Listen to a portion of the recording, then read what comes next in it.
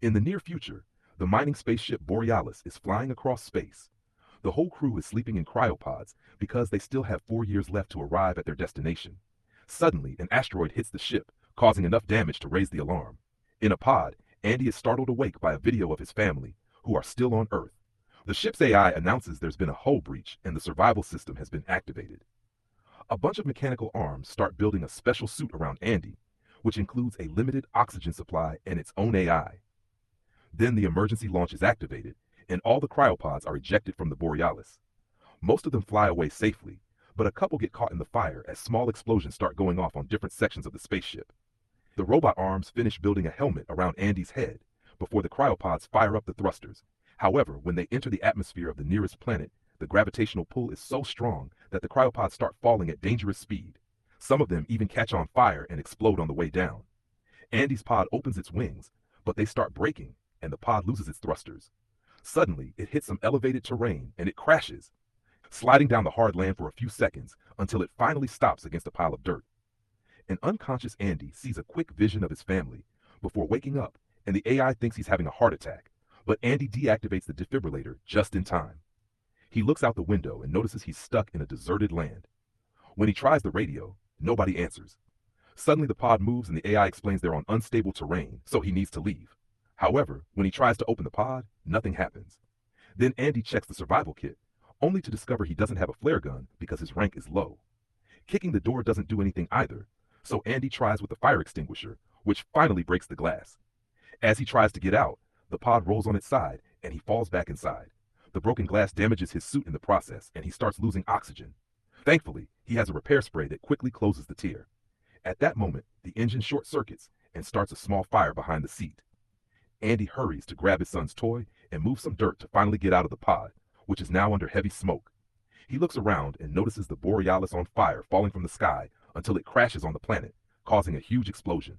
The resulting shockwave hits Andy and makes him fall. He recovers quickly and asks the AI for some information, discovering that the ship only made it halfway through the journey and that he's on unmapped territory. There's a light in the distance, so Andy starts making his way there while trying to contact others on the radio. After walking for a while, he finds half of the Borealis on fire and a pod nearby. He checks inside to grab the oxygen tank and is startled by the falling body of a fellow crew member. When he takes a closer look, he discovers the oxygen tank's broken. Andy then leaves without noticing the blood and slashes on top of the pod. Minutes later, Andy finds a bunch of SOS lights surrounded by a very strong wind. This has been set up by Dwayne, who has retrieved some equipment and is already considering getting meat from the bodies for food. He managed to look at the nav log before the crash and learned that the company took a shortcut through an asteroid belt to save fuel, which is why they are on an unknown area. Dwayne is trying to use the equipment to send an SOS message to Earth that will take 8 months to arrive. And if the rescuers use a fast ship, they'll be here in around 2 years. Andy is starting to lose hope, but Dwayne points out they may find the means to survive in the other half of the Borealis. When he steps back, Andy accidentally unplugs the machine and turns around to fix it. At that moment, a mysterious creature jumps in and captures Dwayne, leaving without a trace. When Andy finally turns again, he's alone. After sending the message to Earth, Andy takes Dwayne's gun and the AI reminds him his oxygen levels are low. Andy asks it to set a route to the biggest Borealis piece and starts walking while continuously checking the radio to find other survivors. Norby 30. Eventually he reaches the edge of a cliff and the AI admits its system isn't working well. He thinks about his family while screaming in frustration until he hears a noise on the radio. It's another survivor called Naomi. The signal isn't very good, and Andy runs around until he can hear her without static. Naomi is stuck in her pod and she searched for the crew's trackers, but sadly the only survivors are her, Andy, and Dwayne. She sends Andy her location, but the AI warns him that her area is unstable and Andy may not have enough oxygen to reach it. Andy hesitates to take such a risk, so Naomi convinces him by pointing out she has enough oxygen for both of them. For the next few hours, Andy does nothing but walk while chatting with Naomi. Suddenly, Andy hears a weird noise and asks his AI to scan the area, but that function isn't working. When Naomi hears the name of the model, she confirms that AI is supposed to be discontinued, and this is another thing the company did to save money, regardless of their crew's safety. It's nighttime by now, and Andy has to be careful while he walks because his helmet light isn't very strong. He freezes when he thinks he sees something, but he blames it on his imagination and keeps going. Seconds later, he notices rocks rolling near his feet and gets nervous because there are more noises, not seeing a shadow watching him from above. At that moment, He finds strange holes in the ground and follows them until he finds a bigger hole covered in cobweb, which makes him realize the little holes are paw prints. Andy panics and begins walking as fast as possible, noticing an increasing number of cobwebs around him. Soon, it starts snowing, and the strange noises now sound more like growling. Something large rushes by, prompting Andy to quickly turn off his helmet lights and hide. Naomi is startled when her scanner shows several crew trackers moving toward Andy, but none of them are responding. Andy uses the AI to link to the trackers, and Naomi reports they are all around him. Yet, he sees nothing. A flare suddenly lights up the area, revealing a massive spider nearby. The creature, having consumed the crew, now carries the trackers in its stomach. With Dwayne's gun malfunctioning, Andy lets out a scream and runs. The spider lunges at him, causing Andy to fall into a crack in the ground. Looking up, he sees the spider trying to reach in and slash at him.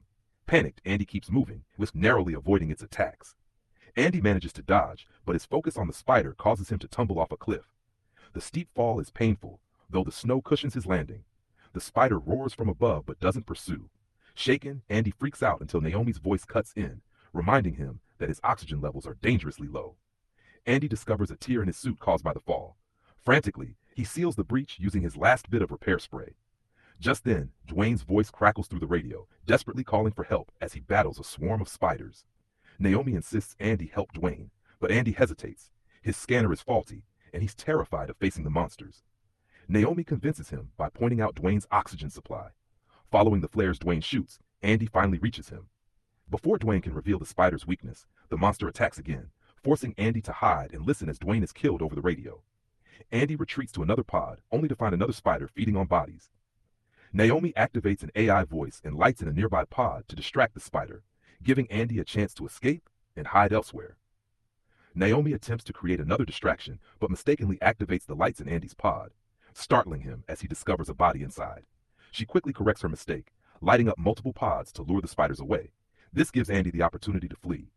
The spiders soon realize they've been tricked and chase Andy. However, they freeze upon reaching a foggy area. Once safe, Andy suggests Naomi find shelter, but she admits she can't feel her legs. As she begins to panic, Andy calms her by singing a song he used to sing to his son. Reassured, Andy presses on and comes across a mesmerizing field of glowing fireflies. One firefly lands on Andy's helmet and suddenly turns red, attacking him.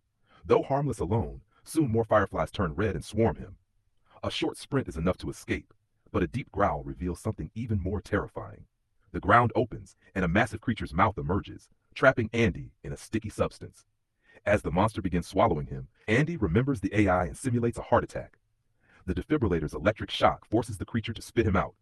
Furious, the beast chases him, but Andy escapes by diving into a tree trunk-like structure. Andy falls through a hole into a firefly nest. The creatures turn red and attack until he escapes the tunnel. The AI informs Andy that his oxygen is just enough to reach the Borealis, but not Naomi. Despite this, Andy pushes forward to save her. Surrounded by flames, Andy struggles to breathe but forces himself to continue. He eventually reaches Naomi's pod. She opens the door, and he finally catches his breath. Together, they attempt to free Naomi's trapped leg. Andy uses tools from her emergency kit to get her unstuck. Though in pain, Naomi's leg isn't broken. After a brief rest, they gather supplies, including a flare gun and repair spray, and set out. Andy crafts a splint to support Naomi's injured leg. While Naomi examines Dwayne's gun, a swarm of spiders approaches. They flee, with Naomi requesting painkillers from her suit AI to keep moving. Pursued by spiders, they reach the intact half of the Borealis and use debris to block their pursuers. As spiders close in, Naomi fires flares to distract them, allowing the duo to climb the hill and enter the Borealis safely. Naomi struggles with the control panel as the spiders close in. Just as one of the creatures forces its way inside, she manages to shut the door, crushing the spider in the process. The remaining spiders begin pounding on the sealed entrance while Naomi and Andy inspect their surroundings. 0935. Despite significant damage, the Borealis has functional lights, indicating that the backup generator is operational. The cargo hold contains supplies and a stabilized atmosphere, ensuring their survival until rescue arrives. Following a trail of blood down a corridor, they discover the main console, which is smeared with guts and cobwebs. They hide as a large spider enters and disgorges human remains and a helmet. Andy fights the urge to vomit as the spider leaves without noticing them. However, just as they prepare to move, a ceiling hatch opens, revealing an even larger monster. Andy instinctively seals the door, but Naomi chastises him for trapping them in an airlock. As the spider pounds on one door, Andy desperately tries to force the other open with a tool, but it's futile.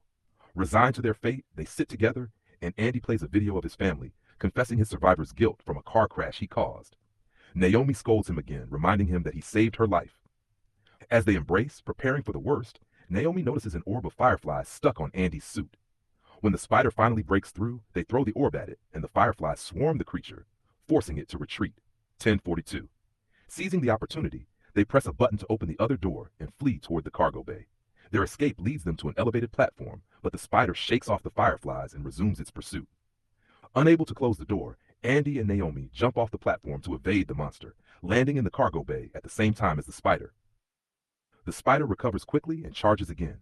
Andy throws his repair spray directly into its mouth. When the creature bites down, the spray explodes, disorienting it and giving the duo a chance to run.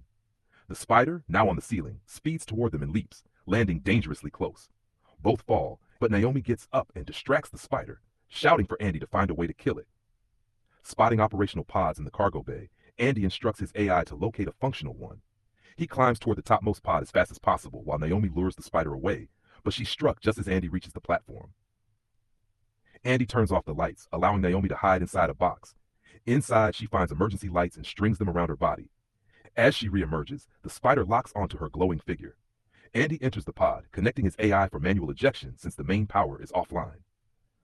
Holding his son's toy, Andy bids farewell to his AI, waiting for the perfect moment. As memories of the car crash flash in his mind, he manually ejects the pod, sending it crashing onto the spider and killing it instantly. Naomi, thinking he has sacrificed himself, runs to his motionless body, pleading for him to wake up. To her immense relief, Andy stirs, alive and well. Together they walk to the window and watch a breathtaking sunrise, holding hands as hope fills the sky.